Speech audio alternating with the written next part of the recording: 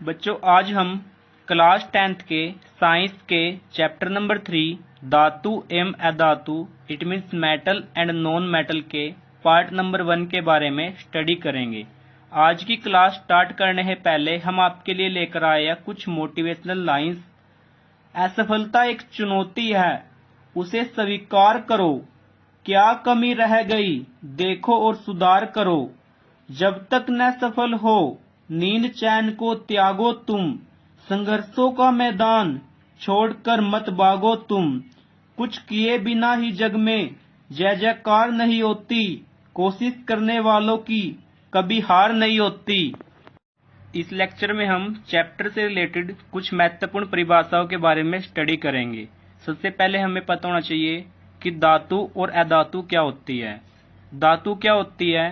धातु ऐसे तत्व होते हैं जो इलेक्ट्रॉन को खोकर धनात्मक आयन बनाते हैं, या हम दूसरे शब्दों में कह सकते हैं जिस भी तत्व के अंतिम परिपथ में एक इलेक्ट्रॉन, दो इलेक्ट्रॉन या तीन इलेक्ट्रॉन अवेलेबल होते हैं, वो क्या करते हैं, अपने इलेक्ट्रॉनों को कंप्लीटली फिल नहीं कर सकते, क्योंकि लास्ट ऑर्बिट के अंदर हमें कितने इलेक्ट्रॉन बनाने होते हैं? 8 इलेक्ट्रॉन।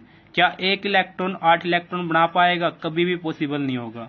तो वो तत्व क्या करता है, अपना एक इलेक्ट्रॉन किसी दूसरे तत्व को दे देता है। इट मीन्स अपना इलेक्ट्रॉन खो देता है और वहां पर क्या आता है, धनात्मक आयन बनता है। उसे हम क्या कहते हैं? धातु कहते हैं। उदाहरण के लिए जैसे सोडियम, सोडियम के लिए सिंबल क्या होगा? Na होगा। इसका जो एटॉमिक नंबर होता है वो कितना होता है? यहाँ पर 11 होता है। नेक्स्ट आता है हमारे पास मैग्नीशियम आता है। मैग्नीशियम के लिए सिंबल कितना होगा? Mg होगा, जो कि एक धातु है। इसका परमाणु संख्या नंबर कितना होता है? 12 होता है। एल्युमिनियम, जिसका सिंबल क्या होगा? Al होगा। इसका परमाणु संख्या नंबर कितना होता है? 13 होता है। नेक्स्ट आता है कैल्शियम। कैल्शियम का सिंबल क्या होगा? Ca होगा। इसका परमाणु संख्या नंबर कितना होता है? 20 होता है। नेक्स्ट आता है कॉपर। कॉपर का सिंबल कितना होगा? Cu।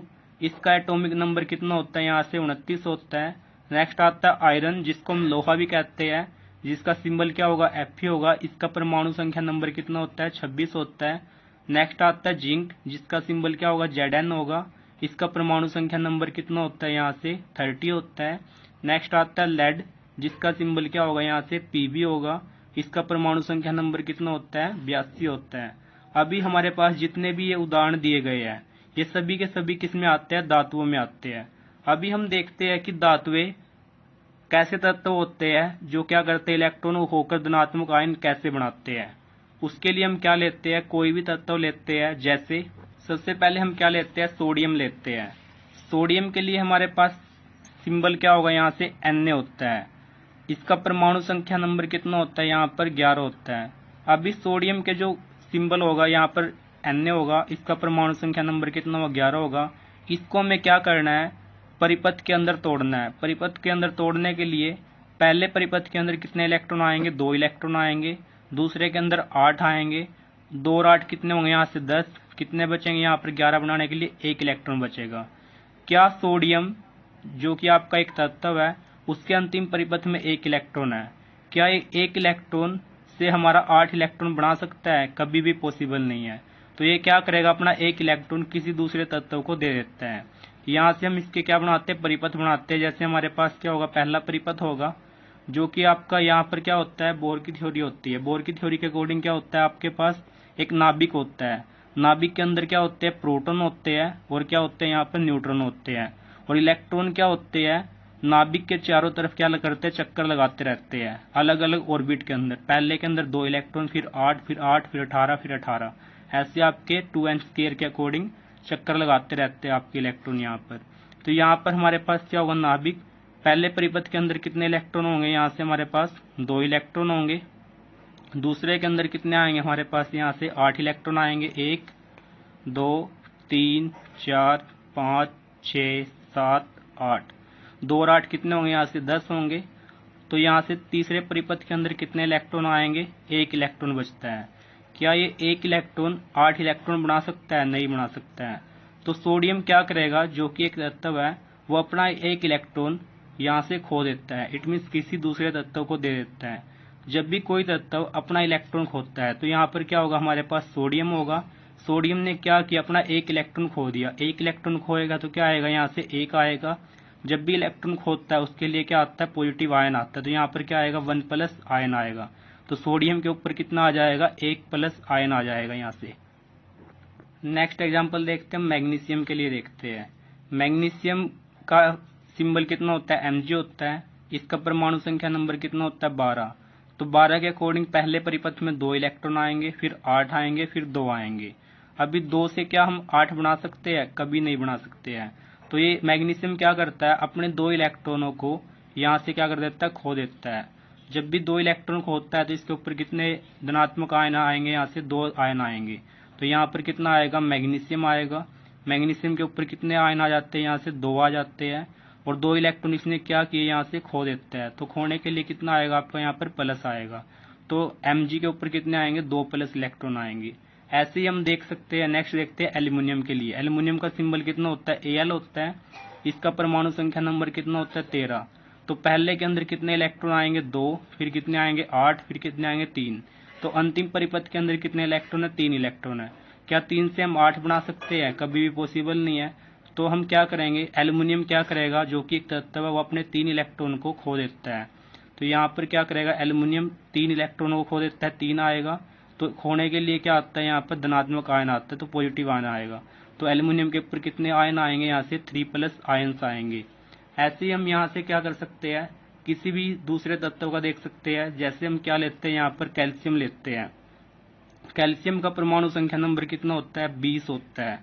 इसके अकॉर्डिंग पहले परिपथ के अंदर कितने इलेक्ट्रॉन आएंगे, 2, फिर कितने आएंगे 8, और फिर कितने आएंगे 8, 2 और 8 10, और 8 कितने होंगे 18, फिर कितने बचेंगे 2। तो अंतिम परिपथ में कितने इलेक्ट्रॉन आते हैं, यहाँ पर 2 इलेक्ट्रॉन आते हैं। तो कैल्शियम क्या करेगा, अपने 2 इलेक्ट्रॉन को खो देता है। तो इसके लिए क्या आएगा, 2 प्लस आयन्स आएगा। ऐसे ही हम देख सकते हैं। नेक्स्ट कॉपर का देखते हैं। कॉपर का परमाणु संख्या नंबर कितना होता है, यहाँ से 29 होता है। अभी 29 को हमें क्या करना है, परिपथ में तोड़ना है। तो पहले के अंदर कितने इलेक्ट्रॉन आएंगे, यहाँ से 2 इलेक्ट्रॉन आएंगे, फिर कितने आएंगे 8 आएंगे, फिर 8 आएंगे, फिर 8 आएंगे, फिर कितने आएंगे 3, 2 और 8 10 होंगे, 10 और 8 कितने होंगे, यहाँ से 18 होंगे, 18 और 8 कितने होंगे, यहाँ से 26 होंगे, 26 और 3 कितने होंगे 29। तो अंतिम परिपथ के अंदर कितने इलेक्ट्रॉन आएंगे, 3। क्या 3 से 8 बनाना पॉसिबल है, कभी नहीं होगा। तो कॉपर के ऊपर कितने इलेक्ट्रॉन आ जाएंगे, यहाँ से 3 प्लस आयन्स आ जाएंगे। तो यहाँ से क्या है, कॉपर ने क्या किया, अपने 3 इलेक्ट्रॉन अंतिम परिपथ से लूज कर देता है, इट मीन्स खो देता है। तो इसके ऊपर कितने आएंगे, 3 प्लस आयन आएंगे। ऐसे ही हम क्या कर सकते हैं, किसी जो कि हमारे पास धातुएं होती है, जैसे आगे आयरन होता है, जैसे जिंक होता है, लेड होता है, इन सभी के भी अंतिम परिपथ में क्या होंगे आपके, या तो 1 इलेक्ट्रॉन होगा, या 2 इलेक्ट्रॉन होंगे, या क्या होंगे 3 इलेक्ट्रॉन होंगे। जब भी किसी तत्व के अंतिम परिपथ में 1 इलेक्ट्रॉन, 2 इलेक्ट्रॉन या 3 इलेक्ट्रॉन होते हैं, तो वो तत्व क्या करता है, उन इलेक्ट्रॉनों को 8 इलेक्ट्रॉन नहीं बना पाता है। तो वो क्या करेगा, अपने इलेक्ट्रॉनों को किसी और तत्व को दे देता है, इट मीन्स इलेक्ट्रॉन को खो देता है। जब भी इलेक्ट्रॉन खो दिए जाते हैं तो उसके लिए क्या आता है, पॉजिटिव आयन आता है।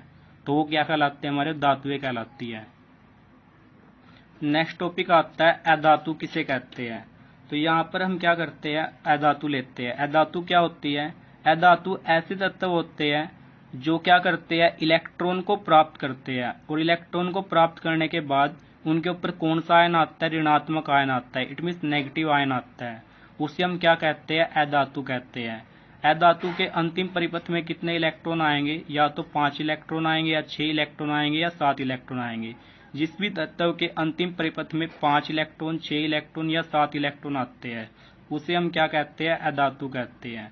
यदि 8 इलेक्ट्रॉन आते हैं तो वो तो क्या होगा, आपका कंप्लीटली सेल होगा, तो वो तो आपका अधातु में नहीं आएगा। यदि हमारे पास कितने इलेक्ट्रॉन आते हैं, किसी भी तत्व के अंतिम परिपथ में 4 इलेक्ट्रॉन आते हैं, तो 4 के लिए क्या होता है, वहां पर आपका सेमीकंडक्टर होता है, जिसको हम क्या कहते हैं, अर्धचालक कहते हैं। जिस भी तत्व के अंतिम परिपथ में 4 इलेक्ट्रॉन आते हैं वो क्या होगा, आपका अर्धचालक होगा। वो क्या कहलाएगा आपको, उसके अंदर से क्या होता है, कुछ टाइम के लिए तो आपकी इलेक्ट्रिसिटी पास हो जाती है, कुछ टाइम के लिए इलेक्ट्रिसिटी पास नहीं होती है। जैसे हम क्या लेते हैं, यहाँ से अधातु के एग्जाम्पल लेते हैं। अधातु के एग्जाम्पल क्या क्या होंगे, ऑक्सीजन होंगे। ऑक्सीजन का नंबर कितना होता है, 8 होता है। नाइट्रोजन का सिंबल कितना होगा, N होगा, इसका परमाणु संख्या नंबर कितना होगा, 7 होगा। सल्फर के लिए सिंबल क्या होगा, S होगा, इसका परमाणु संख्या नंबर कितना होता है, 16 होता है। क्लोरीन का सिंबल क्या होता है, Cl होता है, इसका परमाणु संख्या नंबर कितना होगा, 17। यहाँ पर हम क्या लेते हैं, हाइड्रोजन। हाइड्रोजन के लिए सिंबल क्या होगा, H होगा। इसका परमाणु संख्या नंबर कितना होता है, 1 होता है।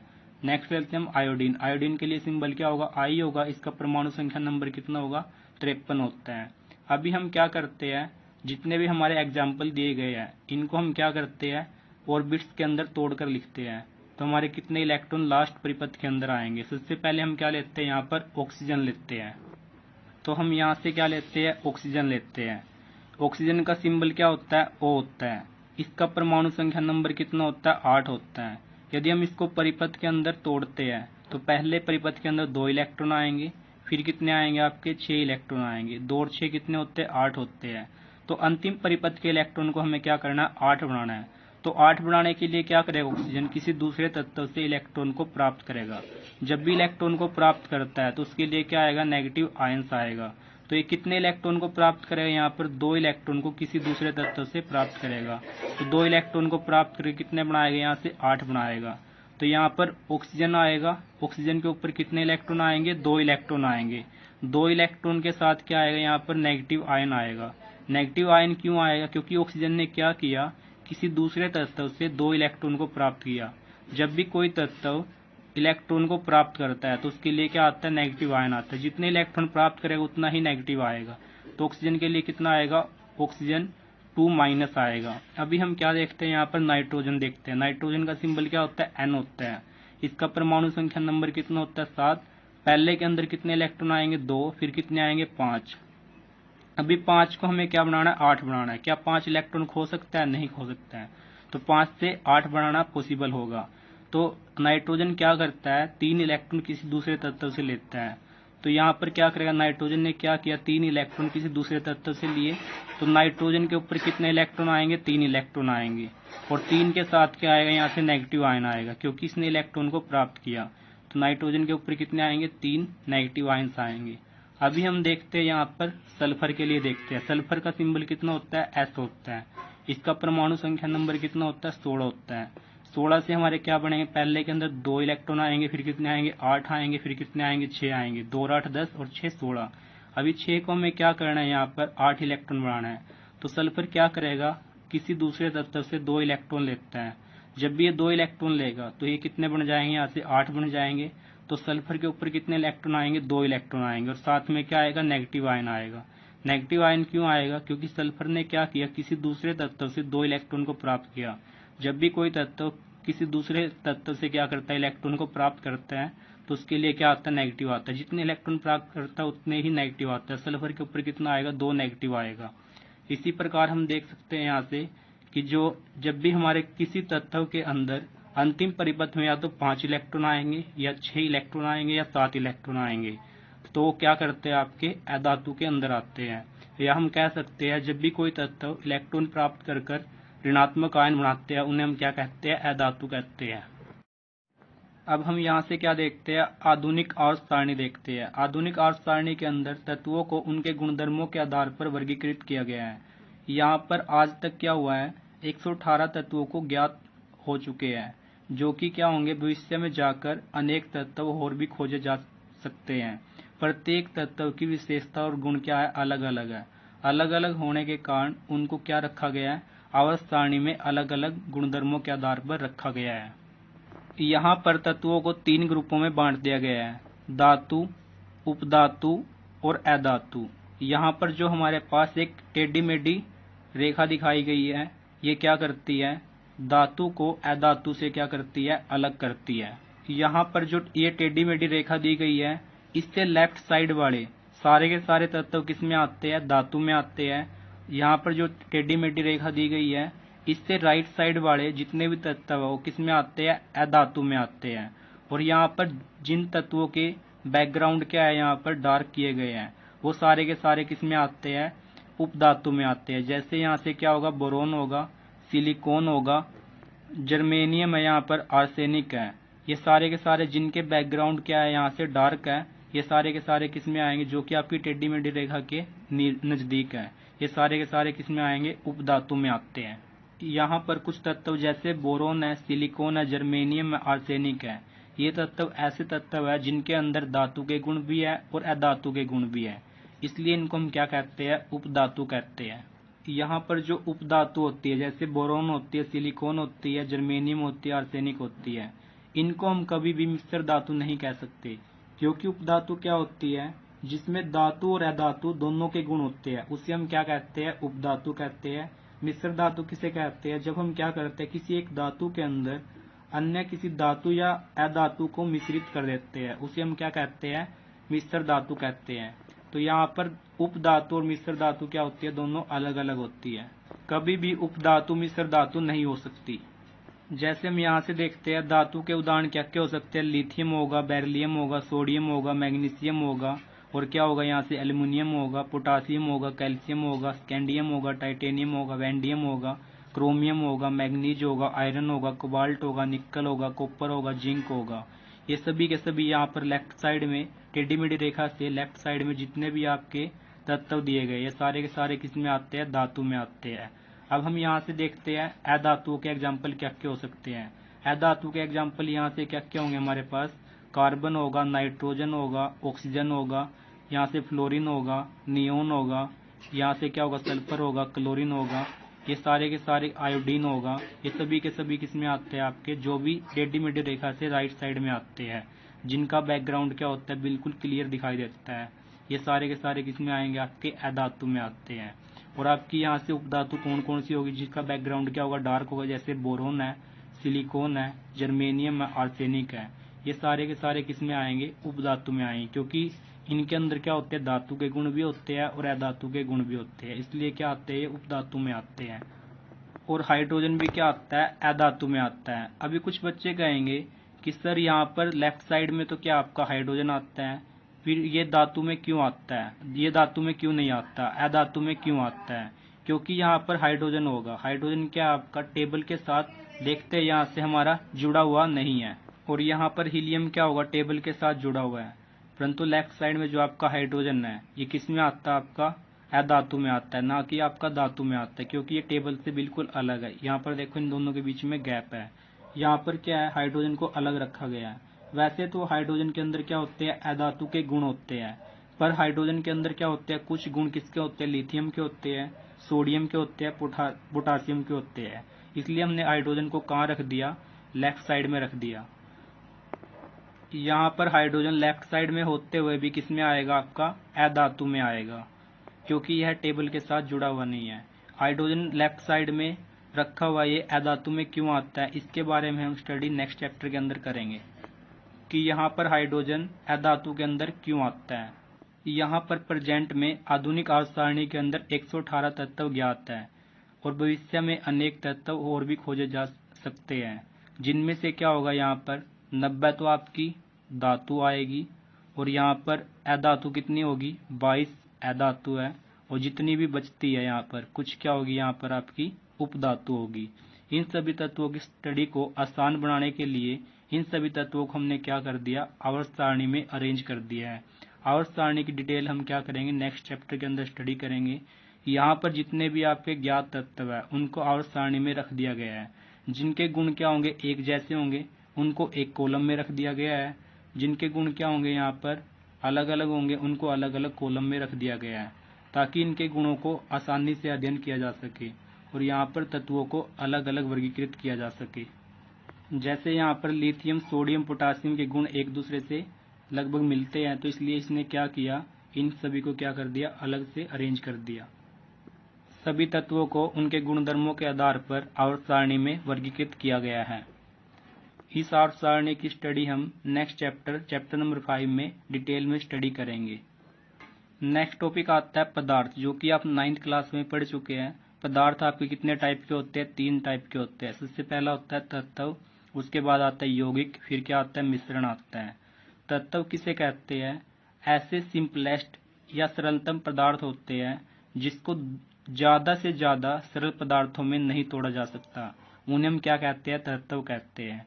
जैसे हाइड्रोजन है, ऑक्सीजन है, और यहाँ पर क्या होगा, आयरन। ये सभी के सभी क्या होंगे, तत्व होंगे, क्योंकि इनको हम क्या करते हैं, और अधिक से अधिक सरलतम पदार्थों में नहीं तोड़ सकते, इसलिए हम इनको क्या कहेंगे, तत्व कहते हैं। नेक्स्ट आता है यौगिक। यौगिक क्या होता है, जब हम क्या लेते हैं, 2 या 2 से अधिक तत्व लेते हैं, उनको हम क्या करते हैं, निश्चित अनुपात में मिश्रण बना लेते हैं, तो उसी को हम क्या कहते हैं, यौगिक कहते हैं। या हम कह सकते हैं जिस पदार्थ में तत्वों का एक क्या होता है, निश्चित अनुपात होता है, उसे हम क्या कहेंगे, यौगिक कहेंगे। जैसे हम यहाँ पर क्या लेते हैं, पानी लेते हैं। पानी के लिए सिंबल क्या होता है हमारा, H2O होता है। और यहाँ पर क्या होता है, जो आपका हाइड्रोजन होता है और आपका ऑक्सीजन होता है, ये आपका किस निश्चित अनुपात में होता है, 1:8 में होता है। पानी के अंदर हाइड्रोजन और ऑक्सीजन के बार क्या होते हैं, आपस में क्या होता है, एक निश्चित अनुपात में होता है, और वो निश्चित अनुपात क्या होता है, 1:8 होता है। इसी को हम क्या कहते हैं, यौगिक कहते हैं। नेक्स्ट आता है आपका मिश्रण। मिश्रण क्या होता है, जिसमें हम क्या करते हैं, दो या दो से अधिक तत्वों को या क्या करते हैं, यौगिक को किसी भी अनुपात में मिला सकते हैं। यौगिक के अंदर तो क्या होता है, एक निश्चित अनुपात होता है दो तत्वों को मिलाने के लिए, उसे हम क्या कहते हैं, यौगिक कहते हैं। परंतु मिश्रण के अंदर क्या होता है, दो तत्वों को मिलाने के लिए आपका कोई भी निश्चित अनुपात नहीं होता है। तो यहाँ पर हम किसी भी अनुपात में इन दोनों को मिला सकते हैं, उसे हम क्या कहेंगे, यहाँ पर मिश्रण कहते हैं। तो यहाँ से हम क्या लेते हैं, जैसे हम क्या करते हैं, एक गिलास पानी लेते हैं, तो पानी के अंदर हम क्या डाल देते हैं, 1 चम्मच चीनी डाल देते हैं, या क्या डालते हैं, 2 चम्मच चीनी डालते हैं, 1 चम्मच डालते हैं, या हम क्या करते हैं, 2 डालते हैं, या क्या डालते हैं, 3 डालते हैं। यहाँ पर हमारा क्या होगा, पानी और चीनी का कोई भी निश्चित अनुपात नहीं होगा। जब हम क्या करते हैं, पानी और चीनी को मिलाते हैं, तो यहाँ पर क्या होगा, कोई भी हमें निश्चित अनुपात नहीं लेना है। इसी को हम क्या कहते हैं, मिश्रण कहते हैं। नेक्स्ट टॉपिक आता है तन्यता। धातुओं के अंदर एक ऐसा गुण होता है जिसके कारण क्या करते हैं, उनको खींचकर पतले और लंबे तार बनाए जाते हैं। यह गुण क्या कहलाता है, धातु का तन्यता कहलाता है। उदाहरण के लिए जैसे हम क्या करते हैं, 1 ग्राम सोना लेते हैं। 1 ग्राम सोने से हम क्या करते हैं, लगभग 2 किलोमीटर लंबी तार बना सकते हैं। जैसे क्या होता है, तांबा होता है, तांबे के हम क्या बनाते हैं, पतले और लंबे तार बनाते हैं। तो इसे हम क्या कहते हैं, तन्यता कहते हैं। नेक्स्ट टॉपिक आता है अज्ञात वर्ध्यता। अज्ञात वर्ध्यता क्या होता है, धातु का एक ऐसा गुण होता है जब हम क्या करते हैं, धातु को पीटते हैं, धातु को हथौड़े से पीटकर उनको पतली चादरों में बदला जाता है, उसे हम क्या कहते हैं, धातु का अज्ञात वर्ध्यता गुण कहलाता है। जैसे हम क्या लेते हैं, लोहा लेते हैं, या हम अन्य धातु लेते हैं। लोहे को हम क्या करते हैं, हथौड़े से, लोहे को पहले क्या करेंगे, गर्म करेंगे, गर्म करने के बाद उसको हथौड़े से पीटते हैं। हथौड़े से पीटने के बाद क्या होता है, वो पतली चादरों में परिवर्तित हो जाता है, उसे हम क्या कहते हैं, अज्ञात वर्ध्यता कहते हैं। नेक्स्ट आता है यहाँ से चालकता। चालकता क्या होता है, धातुओं का एक ऐसा गुण होता है जिसके कारण से धातु के अंदर से ऊष्मा और विद्युत को गुजार देता है, उसे हम क्या कहते हैं, चालकता कहते हैं। जैसे हम क्या लेते हैं, मान के चलो हमने यहाँ से क्या लिया, एक लोहे का कोई भी टुकड़ा लिया।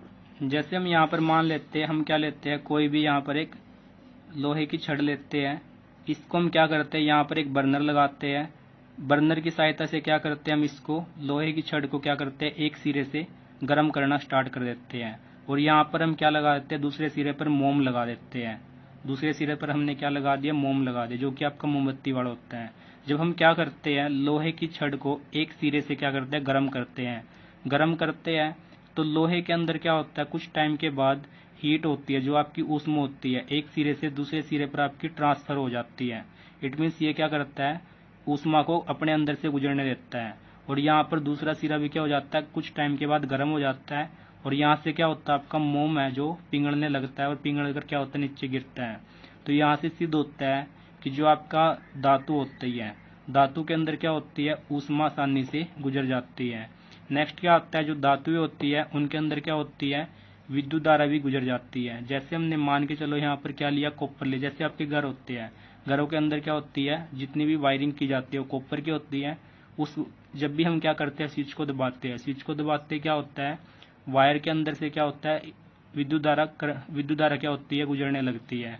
तो वहां से सिद्ध होता है कि धातुओं के अंदर क्या होता है, जैसे आपकी एल्युमिनियम होती है, कॉपर होती है, जो कि आपकी इनके अंदर से क्या होती है, विद्युत धारा गुजरती है। तो धातुओं के अंदर कौन सा गुण होगा, यहाँ से चालकता का गुण होता है। इसलिए हम कह सकते हैं धातुओं के द्वारा ऊष्मा या विद्युत को गुजारने देना चालकता कहलाता है। नेक्स्ट टॉपिक आता है खनिज। खनिज क्या होता है, जितने भी आपके धातु युक्त पदार्थ होते हैं उन सभी को हम क्या कहते हैं, खनिज कहते हैं। जिनसे हम क्या करते हैं, धातुओं को अलग अलग विधि के द्वारा प्राप्त करते हैं, उसे हम क्या कहते हैं, खनिज कहते हैं। नेक्स्ट आता है अयस्क। अयस्क किसे कहते हैं, जिस खनिज से धातु प्राप्त करना क्या होता है, सरल और आर्थिक रूप से क्या होता है, लाभदायक होता है, उसे हम क्या कहते हैं, खनिज कहते हैं। अब हम क्या करते हैं, पृथ्वी के अंदर से खनिज निकालते हैं। खनिज से हम क्या करते हैं, अलग अलग विधि के द्वारा धातु को अलग करते हैं, और धातु को अलग करते समय क्या होता है, यह आसान भी होता है और आर्थिक रूप से क्या होता है, लाभदायक होता है। उसी को हम क्या कहते हैं, अयस्क कहते हैं। नेक्स्ट आता है आपका यहाँ से धात्विक या धातुकर्म। धात्विक या धातुकर्म क्या होता है, धातुओं को उनके अयस्कों से निकालना तथा उनको उपयोग हेतु क्या करना, विशुद्ध करना। उसी को हम क्या कहते हैं, धात्विक कहते हैं। या हम दूसरे शब्दों में कह सकते हैं, जब हम क्या करते हैं, पृथ्वी के अंदर से खनिज निकालते हैं, खनिज से हम क्या करते हैं, धातु को अलग करते हैं, और वो क्या होता है, आपका सरल होता है और आर्थिक रूप से लाभदायक होता है। वो क्या कहलाता है, आपका अयस्क कहलाता है। अब हम क्या करते हैं, अयस्क से लेकर धातु का शुद्ध रूप लेकर आना। इट मीन शुद्धिकरण तक की आपकी जो प्रक्रिया होती है, अयस्क से लेकर शुद्धिकरण तक की जो भी आपकी प्रक्रिया होती है, उसी को हम क्या कहते हैं, धात्विक कहते हैं या धातुकर्म कहते हैं। नेक्स्ट क्वेश्चन आता है यहाँ से गैंग आता है। गैंग क्या होता है, जब हम क्या करते हैं, पृथ्वी से कुछ अयस्क निकालते हैं, तो यहाँ पर अयस्कों के साथ क्या होता है, कुछ रेत के कण मिले होते हैं, यहाँ पर कुछ मिट्टी के कण भी उनके साथ लगे होते हैं। तो हम क्या करते हैं, यहाँ पर रेत के कण और मिट्टी के कण जो कि आपकी अशुद्धि होती है, इन अयस्कों से क्या करते हैं, अलग करते हैं। और यहाँ पर जो भी आपकी रेत और मिट्टी होती है, जैसी ये अशुद्धि होती है, यही आपके क्या कहलाते हैं, यहाँ पर गैंग कहलाते हैं। या हम कह सकते हैं, पृथ्वी से निकाले गए जितने भी अयस्क होते हैं, उनके साथ रेत, मिट्टी आदि जैसी अशुद्धियाँ पाई जाती है। जो रेत और मिट्टी होती है, इन्हीं को हम क्या कहते हैं, गैंग कहते हैं। नेक्स्ट टॉपिक आता है यहाँ से अपचयन क्या होता है। धातुओं को यौगिकों से प्राप्त करने की प्रक्रिया क्या कहलाती है, अपचयन कहलाती है। जब हम क्या करते हैं, कोई एक धातु ऑक्साइड लेते हैं, धातु ऑक्साइड से हम क्या करते हैं, कार्बन की रिएक्शन कराते हैं। जब धातु ऑक्साइड कार्बन के साथ अभिक्रिया करता है, तो ये क्या होता है, अपचायक होकर एक तरह से आपका क्या बनाता है, यहाँ पर उपयोग करने हेतु आपकी क्या की जाती है, धातु प्राप्त की जाती है। जैसे हमने यहाँ पर क्या किया, एक धातु ऑक्साइड लिया। धातु ऑक्साइड क्या होगा, धातु के लिए आपका जिंक होगा, ऑक्साइड के लिए क्या होगा, ओ होगा। जब भी जिंक ऑक्साइड क्या करता है, कार्बन के साथ अभिक्रिया करता है, तो यहाँ पर क्या होगा, दोनों की अभिक्रिया होने के बाद जिंक आपका अलग हो जाता है, और यहाँ से क्या बनेगा, कार्बन मोनोऑक्साइड बनता है। जो भी आपका यहाँ पर जिंक बनता है, जिंक क्या होगी, यहाँ पर एक शुद्ध धातु होगी जो कि आपकी उपयोग में लाई जाती है। इसी को हम क्या कहते हैं, अपचयन अभिक्रिया कहते हैं। नेक्स्ट आता है आपका परिष्करण। परिष्करण क्या होता है, जब हम क्या करते हैं, अशुद्ध धातुओं को अशुद्ध धातु से को हम क्या करते हैं, शुद्ध धातु में परिवर्तित करते हैं। अशुद्ध धातु से शुद्ध धातु बनाने की प्रक्रिया को हम क्या कहेंगे, परिष्करण कहते हैं। नेक्स्ट आता है अपरूपता। अपरूपता क्या होती है, जिस गुण के कारण जितनी भी आपकी अधातुएं होती है वो अलग अलग रूपों में पाई जाती है, उसी को हम क्या कहते हैं, अपरूपता कहते हैं। उदाहरण के लिए जैसे कार्बन है, कार्बन क्या एक अधातु है, जो कि इसके अंदर क्या होता है, आपका हीरा और ग्रेफाइट क्या होता है, कार्बन का अपरूप होता है। जो हीरा होता है प्रकृति के अंदर सबसे कठोर पदार्थ है, और जो कि आपका क्या होगा, यहाँ पर ग्रेफाइट है। ग्रेफाइट का आपका क्या होता है, जैसे पेंसिल होती है, यहाँ से हमने क्या मान ली, एक पेंसिल मान ली। इस पेंसिल के अंदर क्या होता है, अंदर का जो भी आपका यहाँ पर ब्लैक कलर का क्या होता है, जो लिखने वाला पदार्थ होता है, जिसको यहाँ पर क्या होती है, जो भी आपकी पिन बोलते हैं इसको, इससे हम लिखते हैं।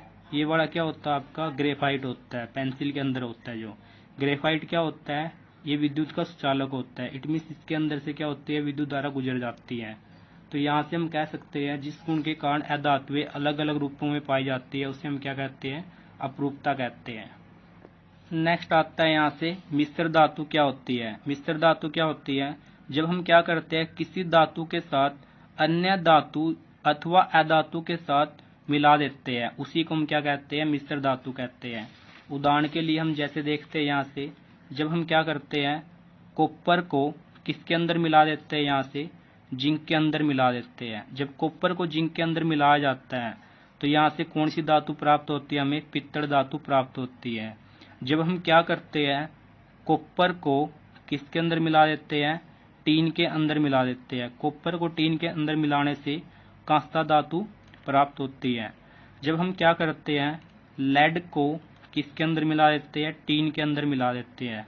लेड को टीन के अंदर मिलाने से जो आपका इलेक्ट्रिक सोल्डर होता है वो आपका प्राप्त होता है, जिसका प्रयोग हम क्या करते हैं, सोल्डरिंग करने में करते हैं।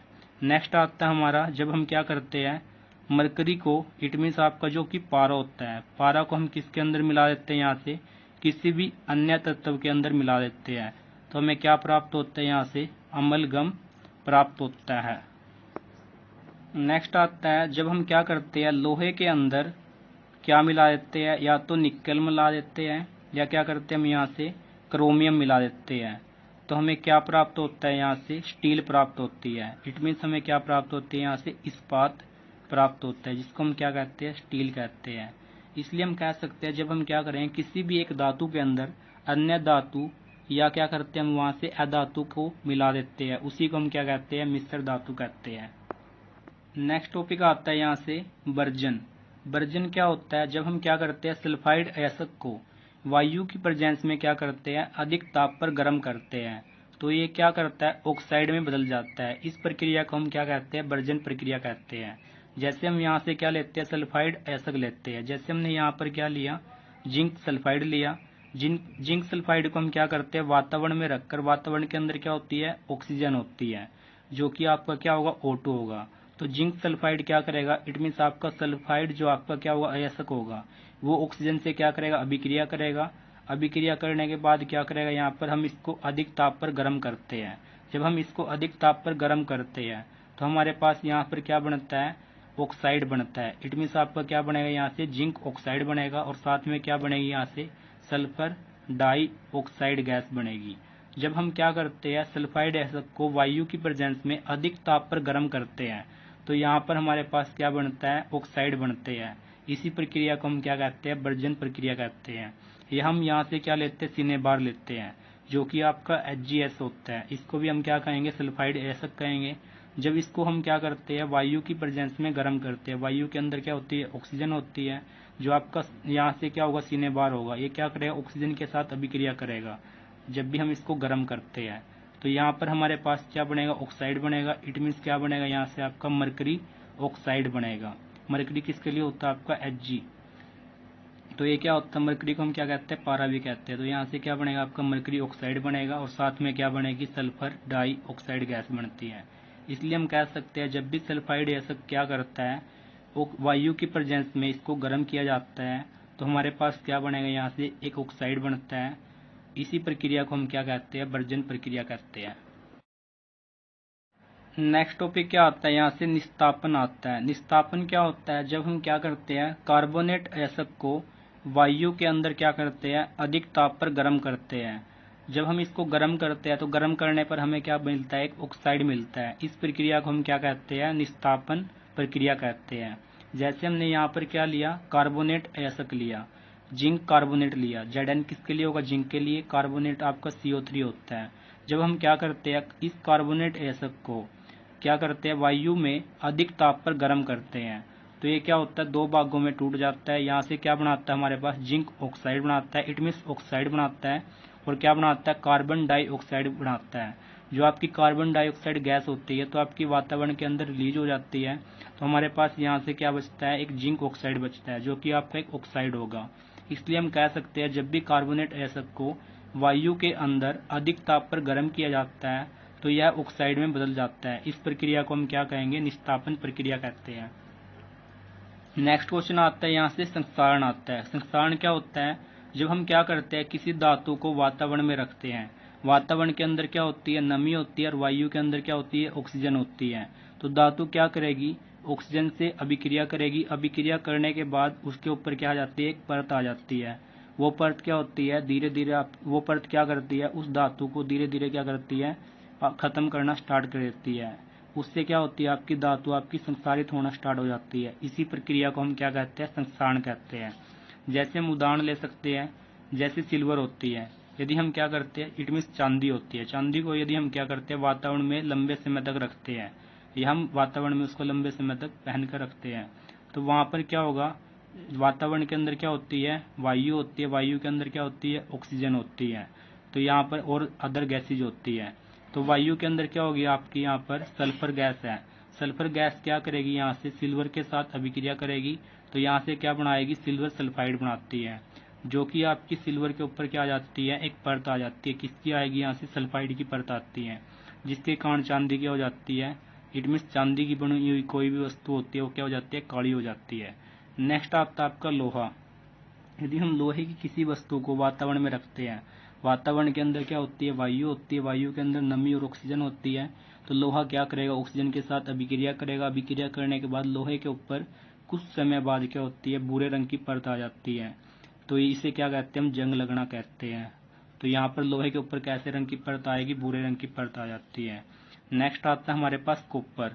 कॉपर क्या होता है, यदि हम क्या करते हैं, कॉपर को वातावरण में रखते हैं, वातावरण के अंदर वायु होती है, वायु के अंदर क्या होती है, ऑक्सीजन होती है और नमी होती है, और वहां पर क्या होती है, आपकी कार्बन डाइऑक्साइड गैस भी होती है। तो कॉपर क्या करेगा, यहाँ से कार्बन डाइऑक्साइड गैस के साथ अभिक्रिया करेगा। अभिक्रिया करने के बाद कॉपर के ऊपर क्या आ जाएगी, एक हरे रंग की कॉपर कार्बोनेट की परत जम जाती है, जो कि आपकी क्या करती है, कॉपर को धीरे धीरे खत्म करना स्टार्ट कर देती है। नेक्स्ट आता है आपका यहाँ से संसारण आता है। इट मीन संसारण से हमें क्या करना है, सुरक्षा करनी है। जो आपकी संसारण होता है उससे हम सुरक्षा कैसे करेंगे, जैसे कोई भी लोहे की वस्तु होती है उसके ऊपर क्या लग जाता है, जंग लग जाता है। तो लोहे को जंग लगने से बचाने के लिए हम क्या करते हैं, उसके ऊपर या तो पेंट करेंगे, या क्या करते हैं, तेल लगाते हैं, या क्या लगाते हैं, ग्रीस लगा देते हैं, या यस्द लेपन प्रक्रिया करते हैं। यस्द लेपन प्रक्रिया क्या होती है, यहाँ से जब लोहे एवं इस्पात को जंग से सुरक्षित रखा जाता है, तो उसको सुरक्षित रखने के लिए हम क्या करते हैं, लोहे के ऊपर या इस्पात के ऊपर जिंक की एक पतली परत चढ़ा देते हैं। उसी को हम क्या कहते हैं, यस्द लेपन प्रक्रिया कहते हैं। या हम क्या करते हैं, लोहे की किसी भी वस्तु के ऊपर क्रोमियम का लेपन करते हैं, या हम यहाँ से क्या करते हैं, एनोडीकरण करते हैं, या क्या करते हैं, मिश्र धातु बना देते हैं। अभी हम यहाँ से देखते हैं कि एनोडीकरण क्या होता है। तो एनोडीकरण क्या होता है, एनोडीकरण एक ऐसी रासायनिक प्रक्रिया होती है जिसके अंदर हम क्या करते हैं, कोई भी एक एल्युमिनियम की धातु लेते हैं, एल्युमिनियम की धातु के ऊपर हम क्या करते हैं, मोटी ऑक्साइड की परत को चढ़ा देते हैं। जब हम क्या करते हैं, यहाँ पर एल्युमिनियम के ऊपर एक ऑक्साइड की परत को चढ़ा देते हैं, तो वो क्या करती है, एल्युमिनियम को संसारित होने से बचाती है। इस प्रकार हम क्या करते हैं, एनोडीकरण करके किसी भी धातु को हम क्या करते हैं, जंग लगने से बचा सकते हैं। नेक्स्ट टॉपिक आता है रणनीतिक धातुएं। रणनीतिक धातुएं क्या होती हैं, ऐसी धातुएं होती हैं जो देश की अर्थव्यवस्था और रक्षा के लिए क्या मानी जाती है, आवश्यक मानी जाती है। उन सभी धातुओं को हम क्या कहते हैं, रणनीतिक धातुएं कहते हैं। नेक्स्ट क्या आता है, यहाँ से विद्युत धनात्मक तत्व आते हैं। विद्युत धनात्मक तत्व क्या होते हैं, एक ऐसे तत्व होते हैं जो क्या करते हैं, इलेक्ट्रॉन को खो देते हैं। जो इलेक्ट्रॉन को खोते हैं उनके ऊपर क्या आता है, धनात्मक आवेश आता है, धनात्मक आयन आता है। उसे हम क्या कहते हैं, विद्युत धनात्मक तत्व कहते हैं। जैसे धातुएं होती है, जैसे मैंने आपको बताया था कि धातुएं क्या करती हैं, ऐसे तत्व होते हैं जो इलेक्ट्रॉन को खोकर उनके ऊपर क्या आता है, पॉजिटिव आयन आता है। उसी को हम क्या कहते हैं, धातुएं कहते हैं। यहाँ पर हमारे पास क्या विद्युत धनात्मक तत्व होता है। विद्युत धनात्मक तत्व क्या कहलाएंगे, ऐसे तत्व कहलाएंगे जब हम क्या करते हैं, इनके अंदर इलेक्ट्रॉन को खोकर इनके ऊपर क्या आ जाता है, यहाँ से धनात्मक आयन आ जाते हैं। इन्हीं तत्व को हम क्या कहते हैं, विद्युत धनात्मक तत्व कहते हैं। और सारी की सारी जितनी धातुएं होती है वो सारी की सारी विद्युत धनात्मक तत्व के अंतर्गत आती है। नेक्स्ट आता है यहाँ से विद्युत ऋणात्मक तत्व। विद्युत नाम से पता लगता है विद्युत ऋणात्मक, ऋणात्मक का मतलब क्या होगा, यहाँ पर नेगेटिव आयन्स होंगे। ऐसे तत्व होते हैं जो क्या करते हैं, इलेक्ट्रॉन को प्राप्त करते हैं। इलेक्ट्रॉन को प्राप्त करने के बाद उनके ऊपर कौन सा आयन आता है, यहाँ से नेगेटिव आयन आता है, इट मीन्स ऋणात्मक आयन आता है। उसे हम क्या कहते हैं, विद्युत ऋणात्मक तत्व कहते हैं। जितनी भी अधातुएं होती है वो सारी की सारी क्या आती है, विद्युत ऋणात्मक तत्व के अंतर्गत आती है। नेक्स्ट आता है यहाँ पर विस्थापन अभिक्रिया। विस्थापन अभिक्रिया क्या होती है, एक ऐसी रासायनिक अभिक्रिया होती है जिसके अंदर क्या होता है, एक आपकी अधिक अभिक्रियाशील तत्व होते हैं, क्या होते हैं, कम अभिक्रियाशील तत्व होते हैं। अधिक अभिक्रियाशील तत्व क्या करते हैं, कम अभिक्रियाशील तत्व को विस्थापित कर देते हैं। उस अभिक्रिया को हम क्या कहते हैं, विस्थापन अभिक्रिया कहते हैं। उदाहरण के लिए जैसे आयरन क्या करेगा, यहाँ पर जैसे हम देखते हैं, यहाँ से हमारे पास यहाँ से क्या होगा, आयरन, आयरन को हम क्या कहते हैं, Fe कहते हैं। ये क्या करता है, जब भी कॉपर सल्फेट के साथ अभिक्रिया करता है तो आयरन क्या होता है, कॉपर सल्फेट की तुलना में अधिक अभिक्रियाशील होता है, और कॉपर क्या होता है, कम अभिक्रियाशील होता है। आयरन क्या करेगा, कॉपर सल्फेट में है, कॉपर को क्या करेगा, विस्थापित करेगा, और कॉपर के स्थान पर यहाँ पर क्या आएगा, आपका आयरन आएगा। तो यहाँ से क्या बनाएगा, आयरन सल्फेट बनाएगा, और कॉपर क्या हो जाएगा, यहाँ से विस्थापित हो जाएगा।